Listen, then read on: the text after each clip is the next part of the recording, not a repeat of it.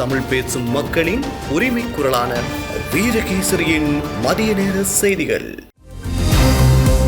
வாசிப்பது எம்.சிகா ரவி மற்றும் Avinash Johnson. செய்தியாசிரியர் S. Logeswaran. முதலில் தலைப்புச் செய்திகள். புத்தாண்டு காலத்தில் அத்தியாவசிய உணவு பொதியை தள்ளுபடி விலையில் வழங்க நடவடிக்கை. பிகாரைக்குள் கொடூரமாக கொல்லப்பட்ட பிக்கு, சந்தேக நபர் தலைமறைவு. களியாட்ட விடுதி மோதல் சம்பவம், யோஷிதவுடன் சென்ற மூவரும் குற்றப்புலனாய்வு பிரிவில் சரண். வேட்புமனு நிராகரிப்பிற்கு எதிராக உயர் நீதிமன்றத்தில் வழக்கு தாக்கல் செய்தது தமிழ் மக்கள் கூட்டணி. தொடரும் போர் பதற்றம், இஸ்ரேலுக்கு ஹமாஸ் விடுத்துள்ள எச்சரிக்கை. உள்நாட்டு செய்திகள். தமிழ் சிங்கள புத்தாண்டு காலத்தில் அத்தியாவசிய உணவுப் பொருட்களின் பொதியை தள்ளுபடி விலையில் வழங்க அரசாங்கம் நடவடிக்கை எடுத்துள்ளது. அதன்படி 5000 ரூபாய் மதிப்புள்ள அத்தியாவசிய உணவுப் பொருட்கள் அடங்கிய பருவகால உணவு பொதியை ரூபாய் 2500க்கு வழங்க திட்டமிடப்பட்டுள்ளதாக அமைச்சரவை பேச்சாளர் நலிந்த ஜெயதிச தெரிவித்தார். සිංහලා දෙමළ අලුත් අවුරුදු සමය තුලදී සහන මිලකට අත්‍යවශ්‍ය ආහාර ද්‍රව්‍ය පැකේජයක් ලබා දීමට ගරු ජනාධිපතිතුමා විසින් 2025 අයවැය යටතේ ඉදිරිපත් කරන ලද යෝජනාව අනුව රුපියල් 5000ක වටිනාකමකින් යුත් අත්‍යවශ්‍ය ආහාර ද්‍රව්‍ය ඇතුළත් කාලින ආහාර පැකේජයක් රුපියල් 2500ක සහන මිලකට ලබා දෙන්නට සැලසුම් කරලා තියෙනවා. ඒ සඳහා අස්වැසුම් ප්‍රතිලාභ අපේක්ෂාවෙන් අලුතෙන් අයදුම්පත් ඉදිරිපත් කරලා තියෙන 8,12,753ක් වන අයදුම්කරුවන් අතරින් யோகிய பிரதிலாபின் தோராகන්න අපේක්ෂා කරනවා. அஸ்வசும நிவாரண பலன்களை எதிர்பார்த்து புதிய விண்ணப்பங்களை சமர்ப்பித்த 8,12,753 விண்ணப்பதாரர்களிடமிருந்து பொருத்தமான பயனாளிகள் தெரிவு செய்யப்பட உள்ளனர். அதன்படி எதிர்வரும் ஏப்ரல் 1 முதல் ஏப்ரல் 13 வரை நாடு முழுவதும் அமைந்துள்ள லங்கா சதோச விற்பனை நிலைய வலையமைப்பு மற்றும் பலநோக்கு விற்பனை நிலையங்கள் மூலம் பயனாளிகளுக்கு உணவு பொதி வழங்கப்படும். வேளாண்மை, கால்நடை, நிலம் மற்றும் நீர்ப்பாசன அமைச்சர் மற்றும் வர்த்தகம், வணிகம், உணவு பாதுகாப்பு மற்றும் கூட்டுறவு மேம்பாட்டு அமைச்சர் ஆகியோர் சமர்ப்பித்த கூட்டு முன்மொழிவின் அடிப்படையில் இந்த தீர்மானம் எட்டப்பட்டுள்ளதாக அவர் தெரிவித்தார். මෙම කාලින ආහාර පැකේජ 2025 අප්‍රේල් මාසේ 1 වෙනිදා සිට අප්‍රේල් 13 දක්වා කාලය තුර රට පුරා පිරි ලංකා සතොස අලෙවිසල් ජාලය සහ කෝප් ෆීඩ් අලෙවිසල් මගින් ආහාර පැකේජය ප්‍රතිලාභීන් වෙත ලබා දීමට අවශ්‍ය කරන පියවර ගන්න තමයි මේ ඒකාබද්ධ අමාත්‍ය මණ්ඩල කැබිනට් මණ්ඩල පත්‍රිකාවට තමයි අනුමැතිය හිමි වුණේ.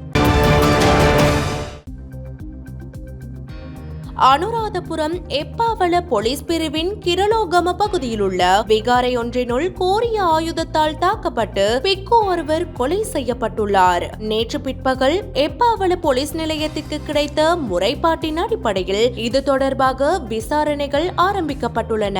கிரலோகம பகுதியில் உள்ள ஒரு மடாலயத்தில் வசித்து வந்த 69 வயது பிக்குவே இவ்வாறு கொலை செய்யப்பட்டுள்ளார். உயிரிழந்த பிக்குவை சந்திப்பதற்காக வந்த நபரொருவரும் மற்றும் வேறொரு விகாரியைச் சேர்ந்த பிக்குவும் இந்த கொலையை கண்டு போலீஸ் நிலையத்திற்கு தகவல் அளித்ததாக போலீசார் தெரிவிக்கின்றனர். போலீசார் விசாரணைகளை மேற்கொண்ட நிலையில் பிக்குவிற்கு முச்சக்கர வண்டி மற்றும் சாரதி ஒருவர் இருப்பதும் தெரிய வந்த நிலையில் குறித்த சாரதி தற்போது மடாலயத்தில் இல்லை என்பதும் தெரிய வந்துள்ளது. குறித்த முச்சக்கர வண்டி சாரதி பற்றிய தகவல்கள் இன்னும் வெளியாகவில்லை என தெரிவிக்கப்படுகிறது. கொலையை யார் செய்தார்கள் என்பது குறித்து இதுவரை எந்த தகவலும் வெளியாகவில்லை என்று போலீசார் மேலும் தெரிவிக்கின்றனர். சம்பவம் நடந்த இடத்தில் கண்டெடுக்கப்பட்ட 3 ஜோடி காலணிகள் மற்றும் ஒரு கத்தி ஆகியவை மேலதிக விசாரணைக்காக போலீசார் எடுத்துச் சென்றுள்ளதாக தெரிவிக்கப்படுகிறது. நீதவான் பரிசோதனையின் பின்னர் சடலம் அனுராதபுரம் வைத்தியசாலையின் பிரேத அறையில் வைக்கப்பட்டுள்ள நிலையில் எப்பாவள போலீசார் மேலதிக விசாரணைகளை மேற்கொண்டு வருகின்றனர். இரவு நேர களியாட்ட விடுதியில் ஏற்பட்ட மோதல் சம்பவம் தொடர்பில் முன்னாள் ஜனாதிபதி மஹிந்த ராஜபக்ஷவின் மகன் யோஷித ராஜபக்ஷவுடன் சென்ற மூவரும் கொழும்பு மத்திய குற்றப்புலனாய்வு பிரிவில் சரணடைந்துள்ளனர். கம்பெனி தெரு பகுதியில் உள்ள இரவு நேர களியாட்ட விடுதியில் மோதல் சம்பவம் ஒன்று இடம்பெற்றுள்ளது. இந்த சம்பவத்தில் முன்னாள் ஜனாதிபதி மஹிந்த ராஜபக்ஷவின் மகன் யோஷித ராஜபக்ஷவுடன் சென்ற மூவர் சந்தேக நபர்களாக அடையாளம் காணப்பட்டனர். அதன்படி அவர்களை கைது செய்ய பல போலீஸ் போலீஸ் குழுக்கள் நியமிக்கப்பட்டிருந்தன. இந்த நிலையில் குறித்த நபர்கள் கொழும்பு மத்திய குற்றப்புலனாய்வு பிரிவில் சரணடைந்துள்ளனர். யாழ் மாவட்ட ஒருங்கிணைப்பு குழு கூட்டம் நேற்றைய தினம் யாழ் மாவட்ட செயலக கேட்போர் கூடத்தில் இடம்பெற்றது. இதன் பொழுது திட்டங்கள் தொடர்பில் அதிகாரிகளிடையே பாராளுமன்ற உறுப்பினர் அர்ச்சுனா ராமநாதன் கேள்வி எழுப்ப முற்பட்ட பொழுது பாராளுமன்ற உறுப்பினர் இளங்குமரன் மற்றும் அர்ச்சுனா இடையே முரண்பாடு ஏற்பட்டது.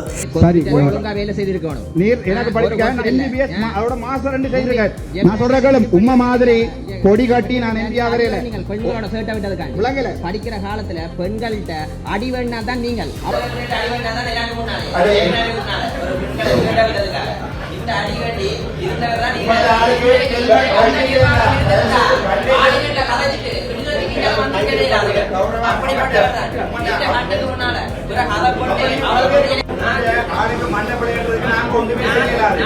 இதன் போது ஒருங்கிணைப்பு குழு கூட்ட தலைவர் அமைச்சர் ராமலிங்கம் சந்திரசேகர் பாராளுமன்ற உறுப்பினர்களை நோக்கி ஒருமை நிறைந்த சொற்களை பயன்படுத்தி கூட்டம் நடைபெற்ற சபை நடவடிக்கையை கட்டுப்படுத்த முற்பட்டிருந்தார்.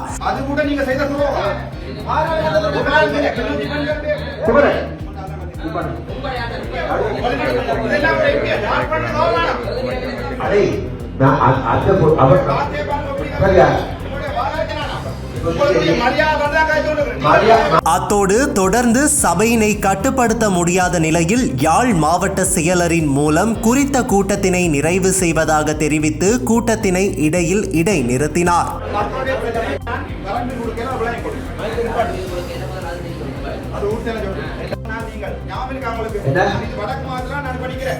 இந்நிலையில் குறித்த சம்பவம் தொடர்பில் கருத்து தெரிவித்திருந்த யாழ் ஒருங்கிணைப்பு குழு கூட்ட தலைவரும் அமைச்சருமான ராமலிங்கம் சந்திரசேகர் கருத்து தெரிவிக்கையில், நாங்கள் ஏதாவது இந்த இடத்தில் யாரையும் நாங்கள் பகைத்து கொண்டோ அல்லது ஒருவரை புறக்கணித்து விட்டோ இதுகளை செய்யக்கூடாது என்று நாங்கள் நினைக்கின்றோம். அவ்வாறு தான் நான் ஆரம்பத்திலும் நினைத்தேன். இருந்த போதிலும் கூட இது போக போக அதாவது என்னமோ வேறு விதமாக போய்கொண்டிருக்கின்றது. நிச்சயமாக எதிர்வரும் காலங்களில் நிச்சயமாக நான் எடுத்துக் கொண்டிருக்கிறேன். தனிப்பட்ட ரீதியாக நான் எடுத்துக்கொண்ட எதிர்வரும் காலங்களில் நிச்சயமாக எனக்கு இருக்கின்ற அரசு அதாவது ஒருங்கிணைப்பு குழு தலைவருக்கு இருக்கின்ற அதிகாரத்தை முழுமையாக பயன்படுத்தி இல்லை மனம் மறந்துவிடுவதில்லை. உண்மையிலேயே இவர்களுடைய செயற்பாடுகள் காரணமாகவே அவ்வாறான வார்த்தை பிரயோகங்கள் செய்யப்பட்டது. தேவையான நேரத்தில் இது பாராளுமன்றத்திலும் கூட ஒருமையில் பன்மையில் கீழ்மையிலும் கூட அழைக்கப்படுகின்ற சம்பவங்களும் இருக்கின்றது. நடைபெறவுள்ள உள்ளூராட்சி மன்ற தேர்தலுக்கு யாழ் மாநகர சபைக்கு தமிழ் மக்கள் கூட்டணியால் தாக்கல் செய்யப்பட்டிருந்த வேட்புமனு தேர்தல் ஆணைக்குழுவால் நிராகரிக்கப்பட்டிருந்தது. குறித்த நடவடிக்கைக்கு எதிராக உயர் நீதிமன்றத்தில் அடிப்படை மனித உரிமை மீறல் வழக்கு தாக்கல் செய்யப்பட்டுள்ளதாக தமிழ் மக்கள் கூட்டணி சார்பாக யாழ் மாநகர சபை முன்னாள் முதல்வர் மணிவண்ணன் தெரிவித்துள்ளார். தமிழ் மக்கள் கூட்டணியினாலே யாழ்ப்பாணம் மாநகர சபைக்கு தாக்கல் செய்யப்பட்டிருந்த வேட்புமனு அண்மையிலே நிராகரிக்கப்பட்டிருந்தது. அதற்கு எதிராக நாங்கள் சட்ட நடவடிக்கை எடுக்கப் போவதாக நாங்கள் கூறியிருந்தோம். அதன் அடிப்படையிலே இன்றைய தினம் இலங்கையினுடைய உயர் நீதிமன்றத்திலே கொழும்பிலே அடிப்படை மனித உரிமை மீறல் வழக்கு தாக்கல் செய்யப்பட்டிருக்கிறது. இந்த அடிப்படை உரிமை மீறல் மனு வெகு விரைவிலே திறந்த நீதிமன்றத்திலே எடுத்துக்கொள்ளப்பட இருக்கிறது. இந்த வழக்கிலே எதிர்மனுதாரராக யாழ்ப்பாணம் மாநகர சபையினுடைய தெரிவத்தாட்சி அலுவலர் அவரோடு இணைந்து தேர்தல்கள் ஆணைக்குழுவைச் சேர்ந்த மூவர், சட்டமாதிபர் ஆகியோரை எதிர்மனுதாரர்களாக சேர்த்து இந்த வழக்கானது தாக்கல் செய்யப்பட்டிருக்கிறது. இந்த வழக்கிலே நானும் கட்சியுடைய செயலாளர் நாயகம் நீதியரசர் விக்னேஸ்வரன் அவர்களும் மனுதாரர்களாக இந்த வழக்கை தாக்கல் செய்திருக்கின்றோம். இந்த வழக்கானது தமிழ் மக்கள் கூட்டணியினுடைய யாழ் மாநகர சபைக்கான வேட்புமனு நிராகரிக்கப்பட்டமையானது அடிப்படை மனித உரிமைகளை மீறுகின்ற ஒரு செயற்பாடு என்கின்ற வகையிலே இந்த மனு தாக்கல் செய்யப்பட்டிருக்கின்றது. எங்களை பொறுத்தமட்டிலே பல்வேறு காரணங்களை நாங்கள் சொல்லியிருக்கின்றோம். இலங்கையினுடைய அரசியலமைப்பினுடைய உறுப்புரை 12, உறுப்புரை 11, உறுப்புரை 14 ஆகியவற்றை மீறுகின்ற வகையிலே இந்த வேட்புமனு நிராகரிப்பு செயற்பாடானது இடம்பெற்றிருக்கின்றது. அதே போன்று தேர்தல்கள் உள்ளூராட்சி மன்ற தேர்தல்கள் திருத்த சட்டத்தினுடைய 31 உபபிரிவு 3ஐயும் மீறுவதாக இந்த நிராகரிப்பானது அமைந்திருக்கிறது. இது ஒரு பாரிய அநீதியை ஏற்படுத்துகின்ற ஒரு வேட்புமனு நிராகரிப்பு என்பதை நாங்கள் இந்த மனுவிலே சுட்டிக்காட்டியிருக்கின்றோம். அதன் அடிப்படையிலே இந்த மனுவானது வெகு விரைவிலே திறந்த நீதிமன்றத்திலே எடுத்துக்கொள்ளப்பட இருக்கின்றது. அது எதிர்வரும் வெள்ளிக்கிழமை அல்லது செவ்வாய்க்கிழமை இந்த மனு திறந்த நீதிமன்றத்தில் எடுக்கப்படலாம்.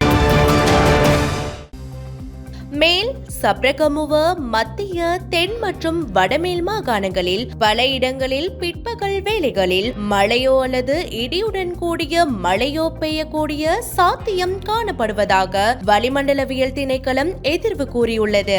மேல் சப்ரகமுவ உவா மற்றும் தென் மாகாணங்களில் சில இடங்களில் 100 மில்லிமீட்டர் அளவான பலத்த மழை வீழ்ச்சி எதிர்பார்க்கப்படுகின்றது. கிழக்கு மாகாணத்திலும் பொலனறுவை மாவட்டத்திலும் பல தடவைகள் மழை பெய்யும் என எதிர்பார்க்கப்படுகின்றது. மேல் சப்ரகமுவ மத்திய மற்றும் ஊவா மாகாணங்களிலும் காலி மாத்தரை மற்றும் குருநாகல் மாவட்டங்களிலும் சில இடங்களில் காலை வேளையில் பனிமூட்டமான நிலை காணப்படும் என எதிர்பார்க்கப்படுகின்றது. இதேவேளை இடியுடன் கூடிய மழை பெய்யும் வேளைகளில் அப்பிரதேசங்களில் தற்காலிகமாக பலத்த காற்றும் வீசக்கூடும். மின்னல் தாக்கங்களினால் ஏற்படக்கூடிய பாதிப்புகளை குறைத்துக் கொள்ள தேவையான முன்னெச்சரிக்கை நடவடிக்கைகளை எடுத்துக் கொள்ளுமாறு பொதுமக்கள் அறிவுறுத்தப்படுகின்றார்கள். வெளிநாட்டு செய்திகள். போர் நிறுத்த ஒப்பந்தத்தை இஸ்ரேல் மீறியிருப்பதுடன் காசா பகுதியில் தாக்குதல்களை அதிகப்படுத்தியுள்ளது. இதனால் போர் நிறுத்தத்துக்கு பின் காசாவில் நடத்தப்பட்டுள்ள பல்வேறு கட்ட தாக்குதல்களில் உயிரிழந்தோரின் எண்ணிக்கை 50,000-ஐ விட கடந்துள்ளது. இந்த நிலையில் இஸ்ரேல் பிரதமர் பெஞ்சமின் நெதன்யாகுவின் கவனத்துக்கு செல்லும் வகையில் ஹமாஸ் தரப்பிலிருந்து அனுப்பப்பட்டுள்ள காணொளியில் இஸ்ரேலிய பணை கைதிகளாக சிக்கியிருக்கும் எல்கானா பொஹ்போட் மற்றும் யோசெப் ஹைம் ஒஹானா ஆகிய இருவரையும் சித்திரவதை செய்ய முற்படுவது போன்ற காட்சிகள் இடம்பெற்றுள்ளது. சமூக வலைதளமான டெலிகிராமில் ஹமாஸ் பயன்படுத்தும் பக்கத்தில் பதிவிடப்பட்டுள்ள இந்த காணொளியில் ஹமாஸ் பிடியில் இருக்கும் அவர்கள் இருவரும் தாங்கள் எதிர்கொண்டு வரும் கடினமான சவால்களை எடுத்து சொல்லி போரை முடிவுக்கு கொண்டு வர இஸ்ரேல் அரசை வலியுறுத்தியுள்ளனர். குறித்த பதிவில் நேரம் விரைவாக கடந்து கொண்டிருக்கிறது என குறிப்பிட்டுள்ளது ஹமாஸ் தரப்பு.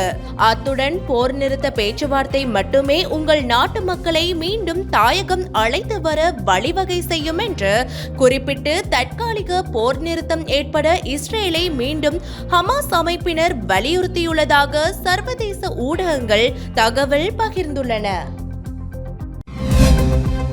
இன்றைய நாணய மாற்று விகிதம்.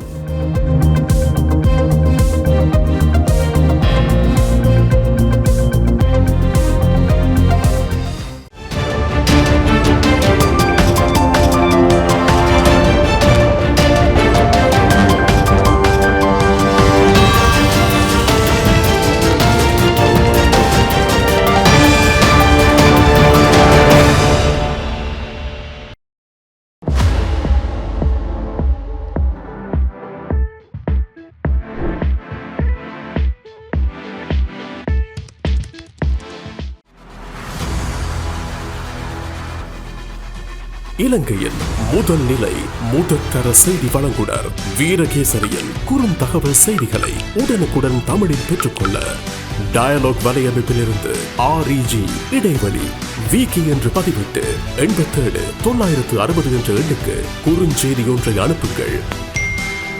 வீரகேசரி செய்தியுடன் இணைந்திருங்கள்.